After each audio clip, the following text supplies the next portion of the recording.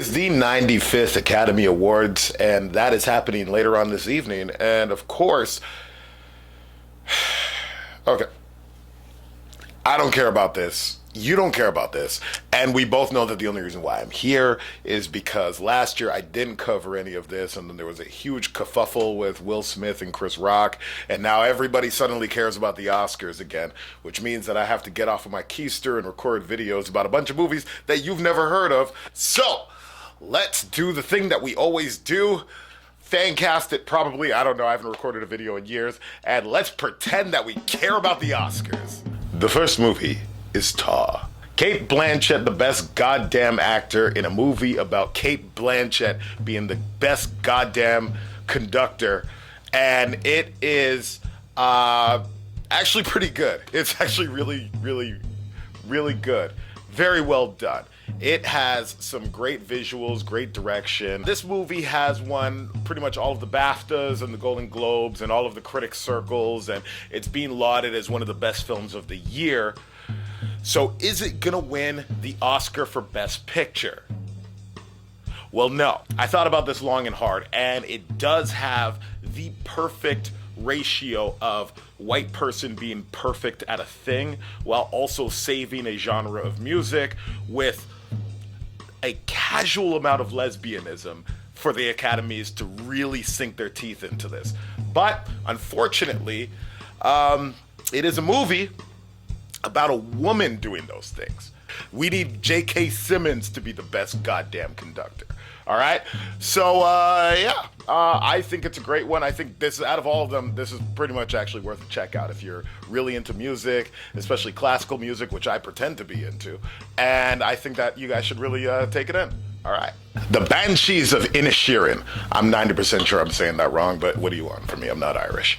Martin McDowell is back in a film that he's directing, reuniting him with his favorite two actors, Brendan Gleeson and Colin Farrell, which I haven't seen in a movie together since one of my favorite movies, In Bruges. And this movie is definitely a movie. It is absolutely not a parallel about the Irish Civil War. That's definitely not what this movie is about. It's just about two buds who really miss each other and are on opposite sides of a conflict of some kind that if you're into black comedies, this is definitely something for you. This is definitely one of those movies where you can laugh, and then the person who you're watching the movie with will ask why you're laughing, and then you can really sound like a snob and really sink your teeth into the subtext of the jokes. If you're not into that, then you're probably like the rest of the people who are watching this video, and you've never heard of this, and you don't care. And I salute you. You guys live happier, better, fuller lives, and I really envy that. I do have something that would help. Oh, yeah.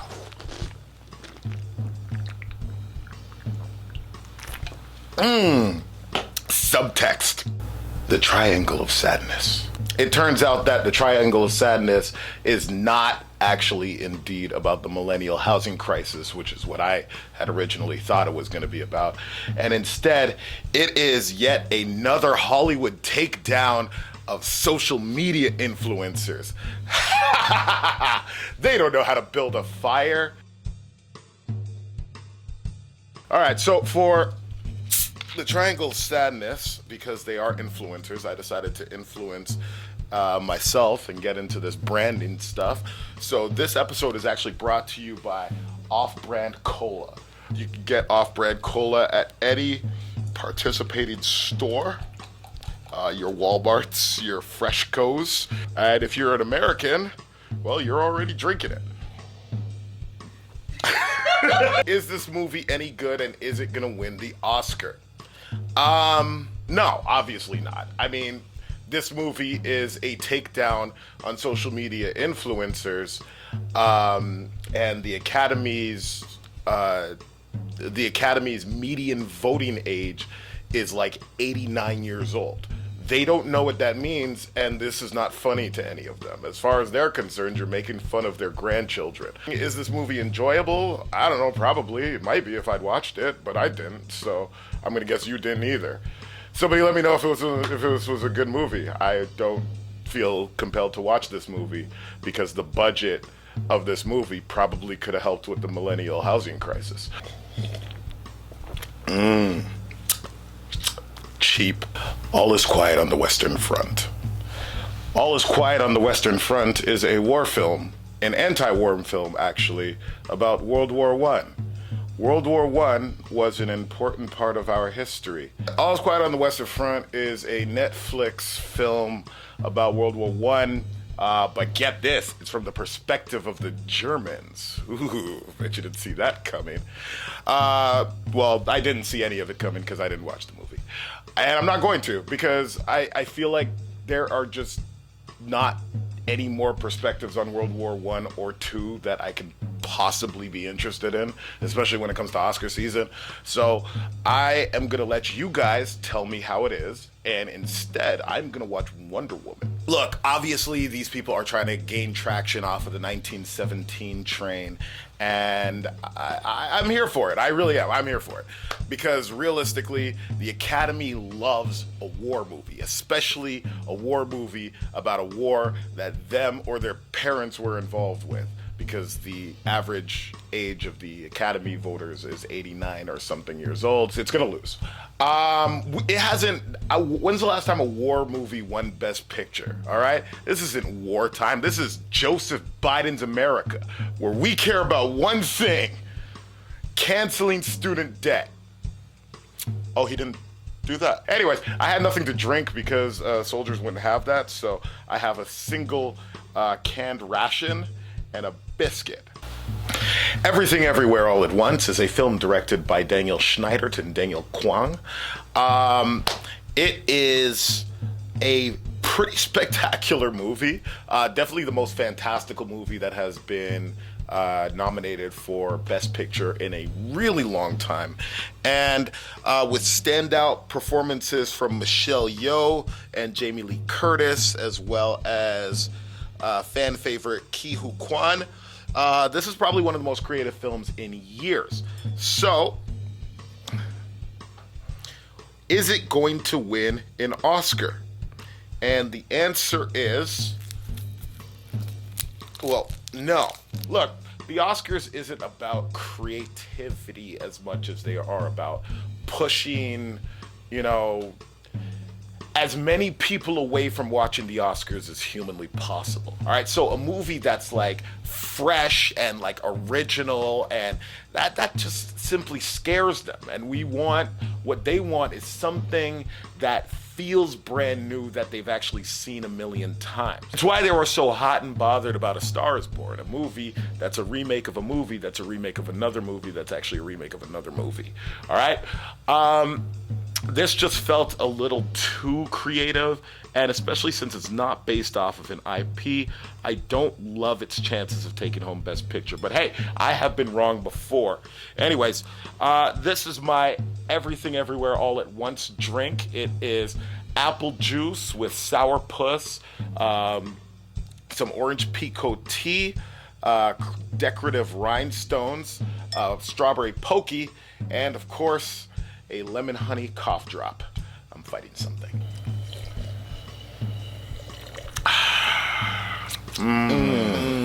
Parallel. You can taste the originality. That's disgusting. Women Talking. Women Talking is a film directed and written by Sarah Polley. It is a film about a group of women who are disputing on whether or not they should leave a cult after violence has occurred. And it is so boring. It is so boring. I swear, I'm not just, it took me genuinely 4 or 5 times to get through this movie. I genuinely don't know how it is that you made a cult uninteresting, but somehow somebody managed to do it. How do you make Frances McDormand uninteresting? That's like her whole thing. I'm certain that this is actually a level of achievement in filmmaking that I will never achieve, and I'm not taking away from any of the people who worked really hard on this film. And it is a film. Anyways, here's to you, Women Talking. I got a cup of water with a flower inside it. Symbolism with no substance. I know a lot of you guys are asking, who is it that's actually gonna win Best Picture? And we're getting there. We have 3 movies left, and these are the 3 movies that people actually went out to theaters and saw. These are the movies that may or may not have single-handedly saved cinema in one of the best box office years since the beginning of COVID. That is a huge deal. So what are we starting with first? Elvis. Baz Luhrmann's directing style is either one of those things that you really love or you really, really, really love. All right? Kind of like cocaine, which is the inspiration for most of this movie. Elvis is definitely a movie, and I refuse to pay any tribute or praise to Elvis Presley, who is a child rapist and a racist and a lot of other things. And no matter how many times you sparkle up Austin Butler and throw his tuchus in front of a camera, it's not gonna make me forget any of that. Also, this might have been the greatest whitewashing of somebody's history since the CIA and Wakanda Forever. In honor of Elvis, I got some tequila empty with a bunch of decorative rhinestones that are now black and very weirdly colored.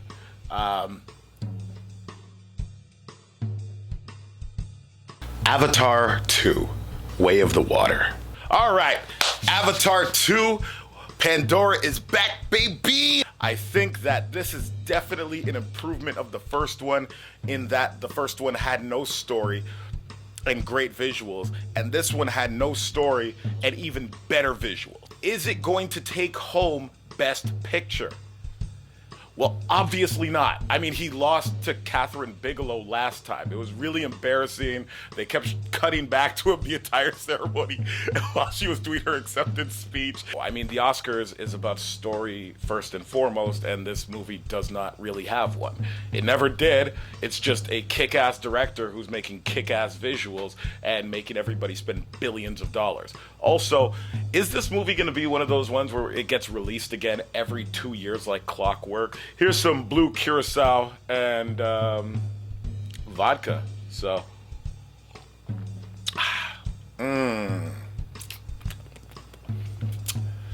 tastes like really bad. It tastes really bad. All right, buckos. It's time to put the kid stuff to bed. All right? Ladies and gentlemen, are you a real man? Do you drive a Ford F-150? Or do you just happen to be a dad? Do you brag about somebody else in your family's military service? Then, ladies and gentlemen, Top Gun Maverick is for you. Top Gun Maverick, Tom Cruise is back, the crew is back, John Hamm is there too. It is an older, grizzled... No, I'm just kidding. It's Tom Cruise, all right? Tom Cruise is playing the exact same guy that you fell in love with in the 80s, but slightly older. And he is now leading a crew of younger recruits who are facing off against a vaguely North Korean country.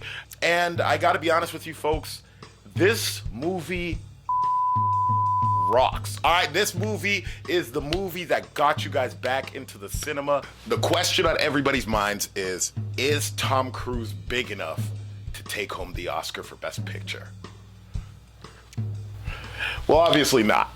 All right, it's not gonna win Best Picture, and we know why it's not gonna win Best Picture. It's not gonna win Best Picture because this was a film that was thoroughly enjoyed by audiences of all ages. And the Academy hates that. They do not like that, all right? They want you to sit there for 2.5 hours and think really deep feelings about Robert De Niro's aging. Movies aren't about escapism. Movies are about art. And Top Gun Maverick is not art. Top Gun Maverick had real planes that flew and they did the... And I want more of those sequels, all right? Get him and Miles Teller back. Let's do like 4 more of these. Top Gun Maverick in space, Top Gun Maverick in Pandora, Top Gun Maverick in Space Jam 3. I think that this is one of those movies that the Academy is going to miss out on and spite it because of its success, just like, well, pretty much every other movie that's ever been successful. But the real kicker is that this was a movie that brought joy to millions of people. And isn't that what the movies is all about? Well, obviously not. Otherwise, we wouldn't be doing this stupid ceremony every year. That's my picks for who is going to win the Oscars Best Picture. As always, there is 0 winners. And if you didn't remember that bit, it's because I haven't done this in a few years. So, yeah, enjoy the Oscars. Have fun. Drive safely. Don't get drunk. And if you're like the millions of people who don't care about the Oscars, well, see you never. I'm Marc Samuels, and I don't even know what channel this is on anymore. So...